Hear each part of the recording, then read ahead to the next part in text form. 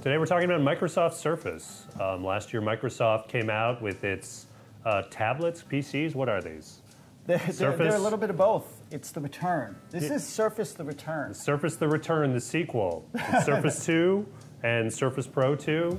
Microsoft is still in this, whatever this is. Whatever this is.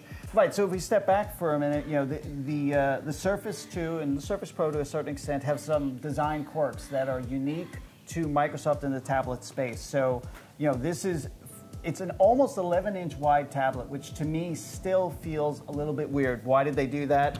They did that because it's the perfect size to give people a full-size keyboard, and that is the clearest way to understand their overall intentions. These are not your traditional tablets. They're hybrid devices. They're about productivity and some fun on the side. That Pro, and you can tell me because you're testing that thing, looks like a monster. I would never consider that a tablet. It's big, but like when I said in my review of the original Surface Pro, there's a difference between mobility and mobile computing. I mean, the computing power in this is just, it's massive. Look, I can run the full version of Photoshop right there. It's Photoshop Creative Cloud. And what I see, the great use case of this is that and probably why it does so well, you can plug this into a workstation and it can drive your second monitor and all your USB connected gear and then throw it in your bag at the end of the day. I gotta say, I like the new design with the sort of gray back, or is it silverish? I think you give them too much credit if you call it a new design. It's a new paint. You know, it's not really paint. I mean, it's magnesium and it goes through, but they have not completely redesigned this. The chamfers, all of that is the same. They have made it thinner, but keep it thick enough that it can handle a USB port. Why? In case you want to use it with a mouse. How often do you say that with a tablet, in case you want to use it with a mouse?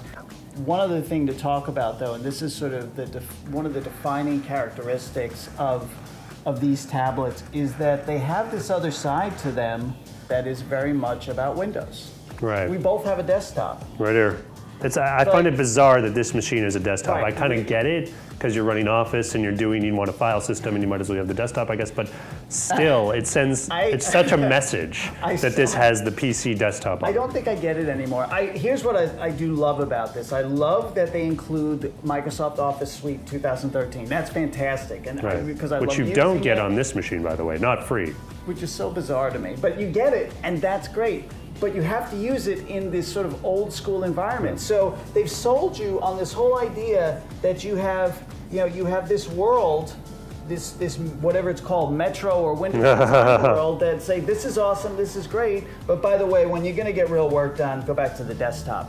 And I think this is the disconnect. Yeah. This is where we run into a real problem with Microsoft in the tablet space, because they want to have their cake and eat it too. Why aren't consumers getting excited about these products? Because they're confused. And I think Microsoft sends sort of a confusing message. This is a really powerful, elegant, kind of beautiful device, but it sits in the middle of two worlds. Yeah. And until they can really reconcile that, I don't think they're ever going to get the hearts and minds of the people that they're going after. I like this product, but I still think they have a ways to go before I would ever put down my iPad in favor of a Surface. Well, especially with their pricing. I mean, that's kind of the one thing that I think has really held these back. And I think they're, in terms of hardware and what they've put in here, the pricing's kind of justified. I mean, this is a powerful computer. I'm holding it in my hands here, and it starts at $899, which is what you'd expect to pay for a powerful laptop. I mean, but to get people into that consumer space, I mean, this one I believe starts at the same as the Surface RT at $499, right?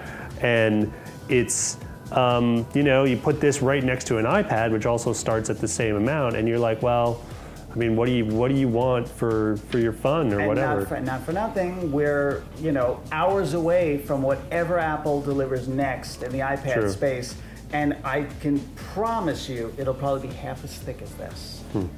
So that's Surface 2, Surface Pro 2, second try by Microsoft at winning in the tablet game. We're still testing them. Interested in what you think.